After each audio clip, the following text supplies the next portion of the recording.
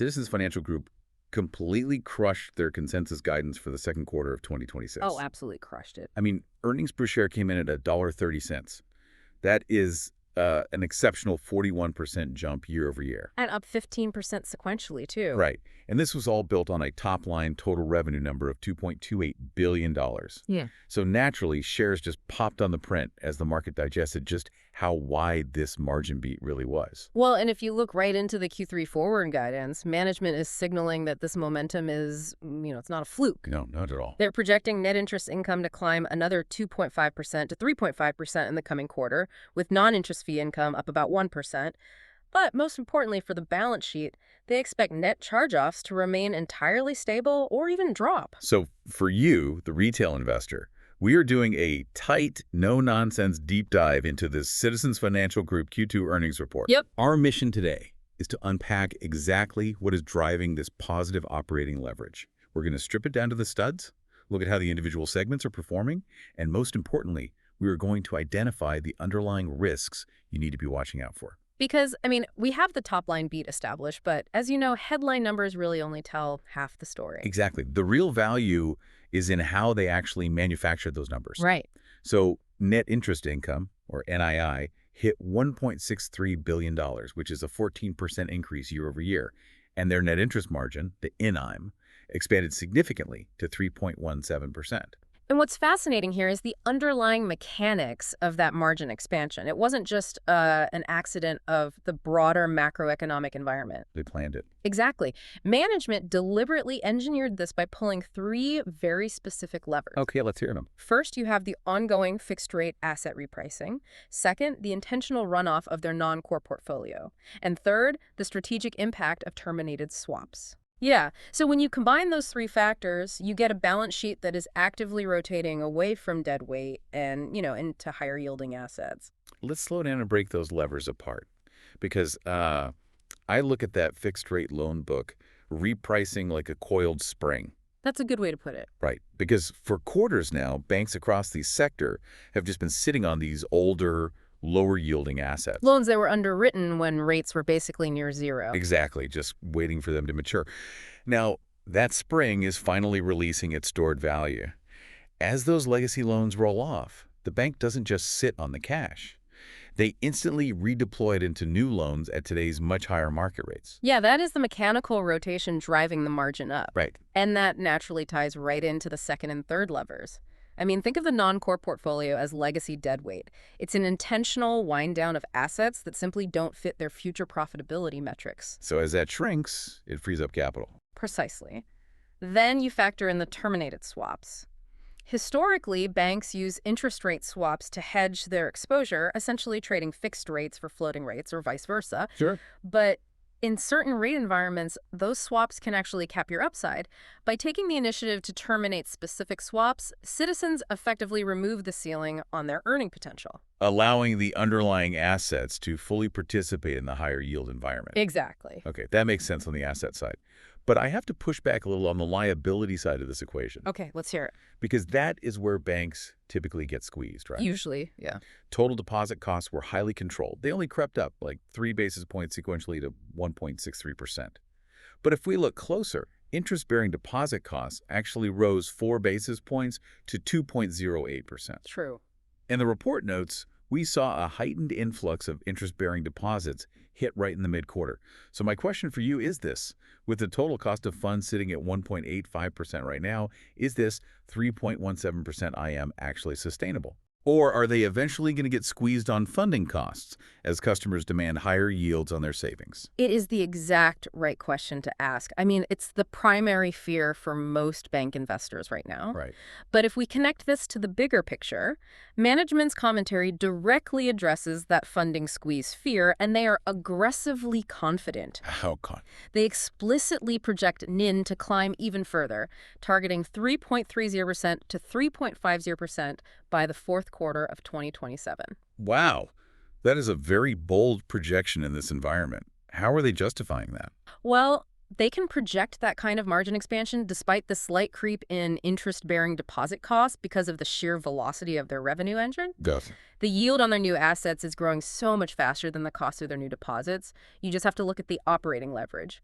They posted a 6.4% positive operating leverage year over year. Which, just to frame that clearly for the listener, means their revenues are growing 6.4% faster than their expenses. Right. That is not just a margin. That is a substantial spread that creates immense cash flow. Precisely. It proves the bank is expanding its top line much faster than the cost it takes to run the operation. Got it. But to fully answer your point about the funding squeeze, you also have to look at the other side of the revenue house to see how they're buffering themselves. The fee generation. Exactly. Let's look at it. Non-interest income hit $652 million for the quarter. Nice. And a significant chunk of that was driven by an absolute record quarter in capital markets, which pulled in $153 million. That is up 46% year over year. Wait, up 46%. What is driving that kind of volume? It was heavily fueled by loan syndications and a real resurgence in M&A advisory activity. Ah, okay. The critical takeaway here for the investor is that this fee income isn't reliant on interest rate spreads. Right. Whether rates go up, down, or sideways, if companies are merging or restructuring debt, Citizens gets paid. So that robust fee generation provides a substantial buffer against any potential earning compression down the road, which perfectly bridges us to the next critical piece of this report. Because while a record quarter in capital markets is fantastic, sustained growth requires structural momentum. It does. It can't just be reliant on one-off M&A deals or syndications. We need to transition from the broader margins to the specific business units that are actually driving this future strategy. Yeah. And if we are talking about strategy, we absolutely have to talk about the private bank. I mean, it was the undisputed star of this entire quarter. Unquestionably. The execution on the private bank rollout has been remarkably fast. The private bank contributed $1.15 to the total EPS this quarter. Yeah. Just one quarter ago, in Q1, it was contributing $1.11. That is a rapid acceleration for a relatively new initiative. And spot deposits for the private bank hit $17.8 billion. That's huge. They've opened 10 offices to date, and they are aggressively hiring top-tier wealth talent away from their competitors. And here is where it gets really interesting. The private bank growth isn't happening in a vacuum. It is bleeding over into the retail and commercial side of the business in a highly productive way. Right, the synergy. Average deposits overall were up $2.3 billion for the quarter. That wasn't a macroeconomic accident. That was driven largely by the influx of private bank deposits combined with steady growth in low-cost retail categories. So they are bringing in high-net-worth clients who park large amounts of cash at the bank. Exactly. And on the other side of the balance sheet, commercial loans grew, which led to a 3% spot increase in total loans. This is that synergy playing out in real time. Yeah. They are effectively using the private bank as a high-powered deposit-gathering engine. Those wealthy clients bring in billions in deposits, and Citizens turns around and uses that stable, relatively low-cost funding to fuel their commercial lending growth. It is a closed-loop system of growth. Exactly. I see the strategic synergy, and I love the closed-loop concept, but I have a major structural concern here. Okay, what is it? Building out a bespoke private bank to compete with the legacy wealth management giants is incredibly expensive. Oh, yeah. You have to pay top dollar for the wealth advisors, you have to build out premium office space, and you have to market it. I'm looking at this aggressive expansion, and to me, it feels like buying a high-performance luxury engine and dropping it into a reliable consumer sedan. That's an interesting way to look at it. You're layering on massive operational costs to a regional bank framework. It is a great analogy, but the data suggests they aren't just dropping the engine in. They are actually completely redesigning the chassis to handle it. Well, let's look at the redesign. It's not just the private bank. They are also actively executing this Reimagine the Bank multi-year transformation program, Right. which they say is aiming for a $450 million pre-tax run rate benefit by 2028. And as part of that, they just launched a completely new consumer mobile platform. They did. So my question is, are all these Reimagine initiatives, combined with the expensive wealth talent acquisitions, going to severely bloat their non-interest expenses in the short term? You mean, will profitability drop? Yeah, are we going to see profitability take a hit for the next 2 years before we ever see that 2028 benefit? You are absolutely right to be worried about cost bloat. We have seen legacy banks try this exact playbook, trying to pivot into wealth management, and they end up blowing out their expense structure without getting the revenue to match. Exactly. But the specific data from this quarter actually counters the idea of expense bloat at Citizens. Non-interest expense came in at $1.39 billion.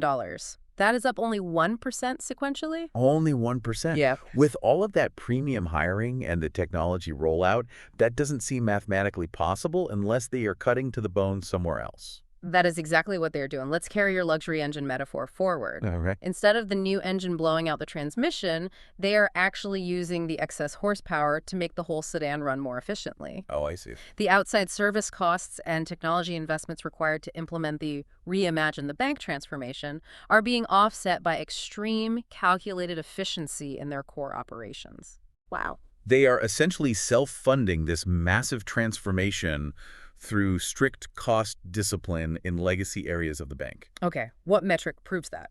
The proof is in the efficiency ratio, which sits at a very healthy 61.1%. Right. For the listener, the efficiency ratio essentially measures how much a bank spends to make a dollar of revenue.